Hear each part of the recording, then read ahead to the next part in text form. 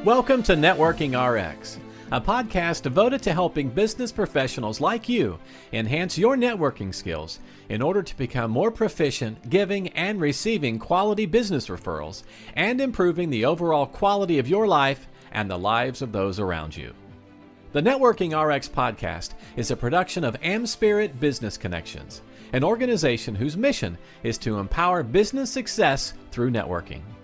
Recently, I discussed my early days in high school, where I discovered that I really was not comfortable getting compliments, and I was speaking to that based on an article in Psychology Today. There was another article in Psychology Today that I want to touch on, and it kind of has its roots in high school as well, or junior high maybe. But when you go off to junior high or high school, enter a new high school or college, what do you want to do? I mean, what do you want from that experience? You want to fit in. And I think that's probably true really anywhere. As human beings, we want to fit in. We're accepted by our networks. We develop relationships because we fit in. And so, there's a certain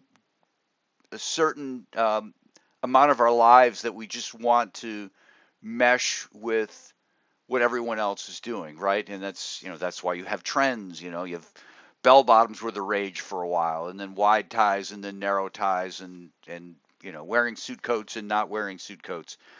You want to fit in. We want to fit in. That's kind of part of the human condition. But as much as we want to fit in, we don't want to fit in.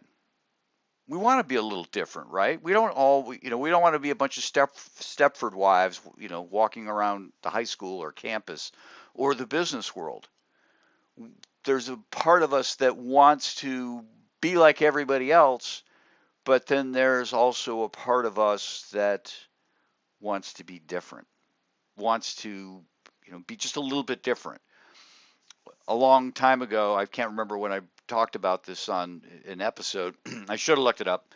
But I interviewed somebody, and their take on, just marketing in general or people in general is you're either first, best, or different, right? That's it.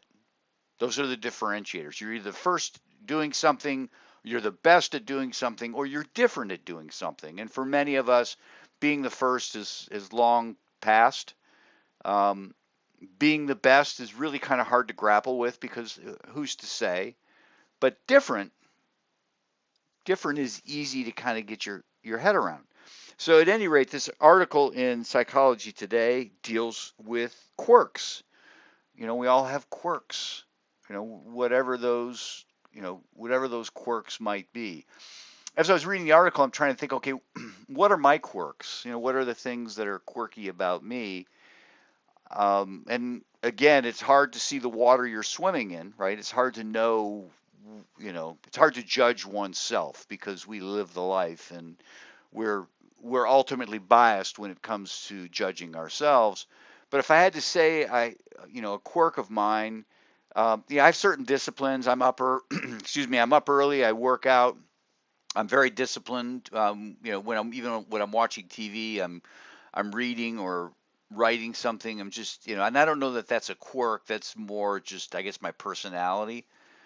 A quirk is, just a peculiar behavior or a habit, something odd, that makes us different. My kids would probably say a quirk of mine is that I just talk to people. I'll be in the checkout line, and I'm going to talk to somebody. I'm going to talk to the person. How's your day? I'm going to have a conversation. Server at a restaurant. I'm going to run into somebody, and I'm just going to say hello. And that's kind of a quirk of mine. It's almost like I don't like the silence. And, that's something that's different from me. It's my wife and I, we were up walking this morning, and usually when we're up early walking, and we don't see others, and it's just her and I talking. But it so happened that we were out walking this morning, and there happened to be another couple out there, and we turned the corner, and they were probably 10 feet ahead of us, walking on the street. It's somewhat rural, so there's not a whole lot going on, so you can walk in the middle of the street. It's not a problem. and they're 10 feet ahead of us. And the first opportunity my wife had to deviate away from them down another street, which was off the path we were going to be taking, off, the normal path we go, she wanted to do that because she didn't want the interaction. Me, I was all about it, right? I'm totally okay, walking. We were going to catch these people, totally okay catching up with these people and saying hello and finding out who they were because we see them from time to time, but this was just kind of an awkward sort of hey, we're not going to be passing one another. We're actually going to be walking side by side with one another, until we can get far enough ahead of them. And my wife wanted nothing to do with it. And for me, I'm totally okay with that. That's my quirk. And you might argue, well, that's not a quirk. I know it's a behavior. It's somewhat unique. I see people, if I was at a soccer game this weekend, um, watching this is gonna be convoluted. My wife's cousin's daughter. Figure that out. Map that. I was at a soccer game, a youth soccer game, and I have a camera. I spent a lot of money on a camera. I take pictures of the kids playing, and then share the pictures with the families. Neither here nor there, but there was somebody that I knew from the past, haven't seen them in 10 years, and they were coaching. And a lot of people would have had the inclination just to walk away from the person and not say anything. But I'm like, I'm not going to do that. It's my quirk. Hey, Dave, how you doing? We shook hands. We caught up for, 5-10 minutes, and we went on. May not see him again for another 10 years. I don't know. Um, but that's just one of my quirks. And I think we all have quirks. We all do things that are peculiar.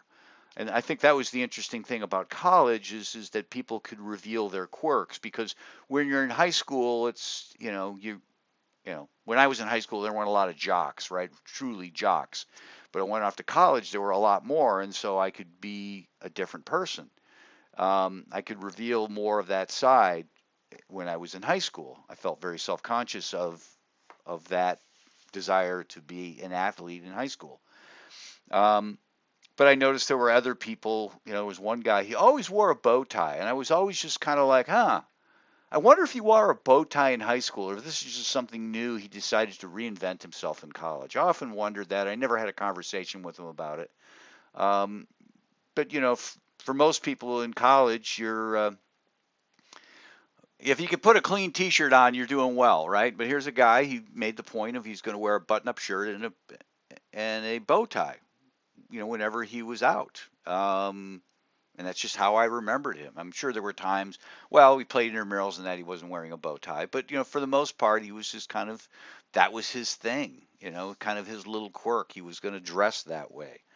So, this article in Psychology Today, psychologists study a lot of things. They don't necessarily study these quirks. But there were two authors wrote two different pieces that were really tied together about quirks, and the one really just talked about just the whole notion of quirks, and that sometimes we look at quirks and we think that you can look at it as a deficiency, Geez, I just have to talk to people. I can't have the silence. I'm that person on the plane that's got to strike up a conversation with the person next to me. Um, and that's a deficiency. Or you might lean into it and say, well, you know what? That's not a deficiency. That's a that's a productive trait. It's a productive trait. In one of the articles they talked about autism and use autism as an example, and we've tended to look at people with autism as if they're broken and they need to be fixed. And in reality, they don't need to be fixed because there are a lot of people, not severe autism, but people who are somewhere on the spectrum. They grow up and they become functional members of society. They just have a different operating system. This is what they say in the article. Just have a different operating system, and there's no one right way to be a person. We're all different. We all have different things in our mind, and we go off to high school or go off to college, and we feel like, okay, we all need to kind of fit in, but um, but in a way, we want to be different. But the interesting part about this, um, and this really kind of was reflected in the second article in the magazine Psychology Today, is that we and the article was by Peter Bregman. He's a coach. Um, is that really our quirks can be our superpower if you stop and think about it. Now, not every quirk is a superpower for um, for every profession. So my quirk of being very chatty, I probably wouldn't do well in the CIA, right? I wouldn't probably do well in certain button-down sort of environments where you just kind of mind your P's and Q's. It just wouldn't work. But doing what I do in the networking game, getting out there and building relationships with people, making friends out of total strangers in short order, um, it's it's a superpower. It's a valued quality.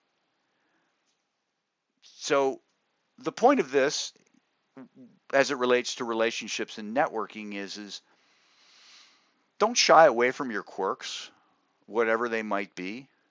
Um, and I can't even begin to say what those are. One of the stories they tell in the articles of a guy who is a multi-millionaire, very successful, ordering a salad, wanted a Caesar salad. The menu had a Caesar salad with shrimp on it, and he said, "I would rather not have shrimp. I'd rather have salmon." And the server said, "Well, we'll have to charge you an extra $1." And he said, "Well, forget it then." And that's just kind of his quirk, right? It's $1. You're going to pay an extra $1 for a salad that nowadays is going to cost you $20 anyways. And that was just a quirk of his. Um, but while that quirk wouldn't work well in a sales role where you're trying to wine and dine, high-end people, what he does for a living is he buys undervalued real estate. He goes and looks for those sorts of opportunities. Well, that quirk of being very value-oriented serves him well. So look at what your quirks might be. And I'm not saying you need to flaunt them necessarily, but I don't think you need to hide them either. They're something that are certainly, if they play well with the space you're in. Um, my wife has a quirk. She's gonna hate me if she listens to this. My wife has a quirk. She's just really into the numbers, and she wants to know where every dime is going. Drives me crazy. Hey, we're close enough. No, I kind of want to know where the difference is. Well, she's a CFO of a company, right? I mean, she just really, it's just that quirk of hers, that the quirk of really wanting to understand something has served her well because she's had 30 plus year career of growing through the ranks of Fortune 500 companies, and really digging into the details and wanting to know the details. The devil's in the details, right? And that serves her well. It wouldn't serve her well as a strategist, let's say, because she would just be so caught in the weeds. But the company she works for really values, all the companies she's worked for have really valued that quirk of hers, right? So we all have these quirks.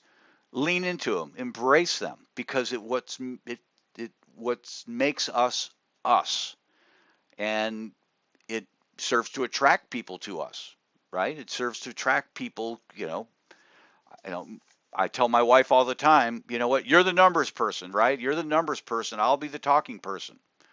So if there's a speech that needs to be given at a wedding or something like that, I'm doing it, right? That's my thing. I don't expect you to do any of that. But when it comes to the number sorts of things, your quirk, hey, you're on. I can't figure out this spreadsheet. I can't figure out these numbers. I can't figure out this accounting. Linda, you're on. Anyhow, we all have quirks. Everyone's got quirks. God bless them. They make you, and they make you special, and they make people want to be around you. And that helps you bring value to the world. So don't shy away from the quirks that you have. Yeah, you want to fit in. I get it. For the most part, you want to fit in. Don't wear big clown shoes and stuff like that. At some point, quirks just become weird, right? You kind of cross that line.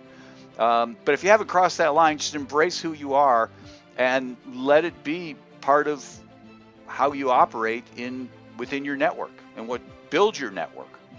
Be different.